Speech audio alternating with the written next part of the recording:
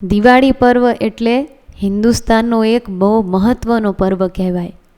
દિવાળીના દિવસે બધાએ નવા નવા વસ્ત્રો પહેરી અને દેવ મંદિરે દર્શન કરવા જાય. સગા સંબંધીઓને મળે, બધાની સાથે આનંદ કરે. આ બધા આનંદના દિવસો કહેવાય. દિવાળી, બેસતા વર્ષ, આ ભારતનું એક નૂતન વર્ષ, ગૌરવવાળું વર્ષ કહેવાય. આ દિવસે બધાએ પોતાના ગત વર્ષમાં થઈ ગયેલા ભૂલોને, અપરાધોને યાદ કરી અને નવા વર્ષમાં હવે એવી ભૂલો ન થાય, નવું ને સારું જીવન જીવાય એવો ઠરાવ કરે છે. ક્યાં ક્યાં ગત વર્ષમાં ભૂલ થઈ એનો તપાસ એટલે દિવાળી.